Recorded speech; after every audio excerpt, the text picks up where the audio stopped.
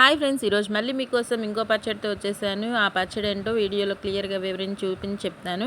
పచ్చడి టేస్ట్ అయితే చాలా చాలా బాగుంటుంది. మీరు ఎప్పుడైనా చేస్తుంటే కామెంట్స్లో పెట్టండి, నచ్చితే లైక్ చేయండి. ఇదిగోండి, ఇవి కర్బూజా గింజలు అనమాట.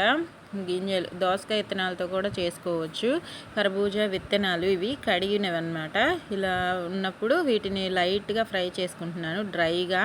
ఇంకా ఒక గిన్నె తీసేసుకొని దాంట్లో లో ఫ్లేమ్ పెట్టేసుకొని ఈ గింజలు వేసుకుంటున్నాను. లో ఫ్లేమ్లో మాత్రమే ఫ్రై చేసుకోండి, మాడిపోయే ఛాన్సెస్ ఉంటాయి. 1 స్పూన్ దాకా పల్లీలు వేసుకుంటున్నాను, వేరుశనగపప్పు, నువ్వులు 1 స్పూను వేసుకొని జీలకర్ర కూడా వేసేసుకొని ఇవన్నీ లో ఫ్లేమ్లో చక్కగా ఫ్రై చేసేసుకోవాలి. అప్పుడు ఈవెన్గా అన్ని వైపులా ఫ్రై అవుతాయి అన్నమాట.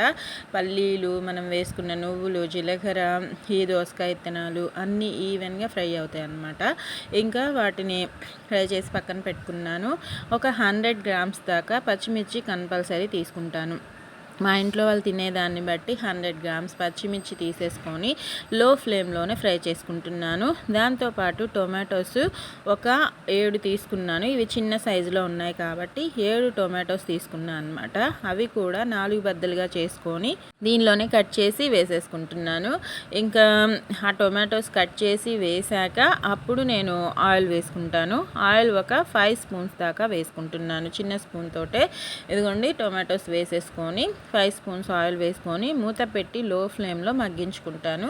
అప్పుడు ఈజీగా ఫ్రై అయిపోతాయి, చక్కగా అన్ని వైపులా ఈవెన్గా ఫ్రై అవుతాయి అన్నమాట. ఓకేనా? ఇంకా చక్కగా లో ఫ్లేమ్లో ఫ్రై చేసేసుకొని అవి కూడా పక్కన పెట్టేసుకుందాము. చిన్న నిమ్మకాయ సైజ్ అంతా, లేకపోతే మీరు స్పైస్ ఎక్కువ తినలేని వాళ్ళు ఉంటే కాస్త ఎక్కువ వేసుకోండి. చింతపండు అనేది పెద్ద నిమ్మకాయ సైజ్ అంతా తీసుకోండి, ఇబ్బంది లేదు. దీనిలోనే ఇది కాస్త మగ్గిన తర్వాత వంకాయ వేసుకుంటున్నాను. వంకాయ పీసెస్ ఒక 3 వంకాయల దాకా తీసుకొని చిన్న చిన్న పీసెస్ కట్ చేసుకున్నాను. అప్పుడు మనకి అవి కూడా బాగా ఫ్రై అవుతాయి అన్నమాట. లో ఫ్లేమ్లోనే ఫ్రై చేసుకొని ఏవైనా సరే వంకాయలు కూడా 3 దాకా వేసుకున్నాను. ఇంకా అవి కూడా చక్కగా మగ్గించేసుకుందాము వీటన్నిటిని. దీనిలోనే కొద్దిగా అంత కొత్తిమీర, కరివేపాకు కూడా వేసేసుకున్నాను. అవి కూడా వేసుకొని చక్కగా ఫ్రై చేసేసుకున్నాను. ఆ క్లిప్ మిస్ అయింది.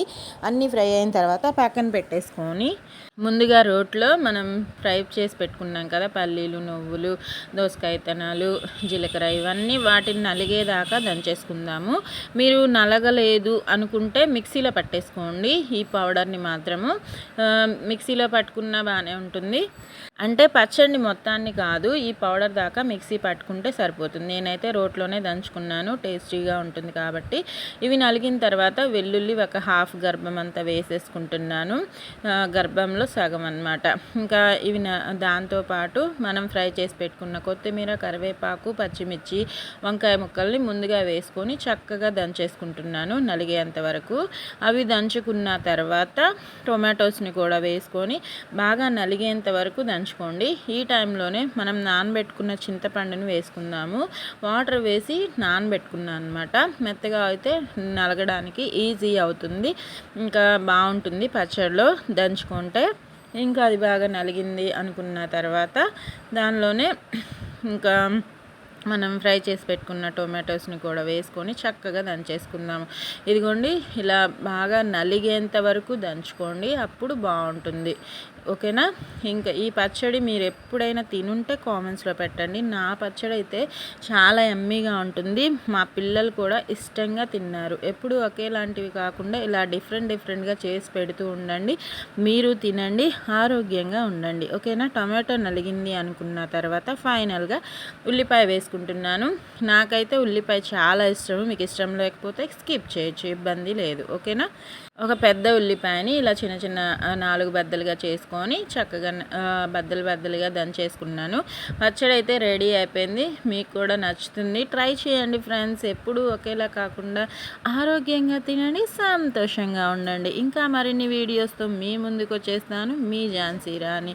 ఇంకా మరిన్ని వీడియోస్ కావాలి, నా ఛానల్ నచ్చితే సబ్స్క్రైబ్ చేసుకోండి. Thank you for watching. Bye friends.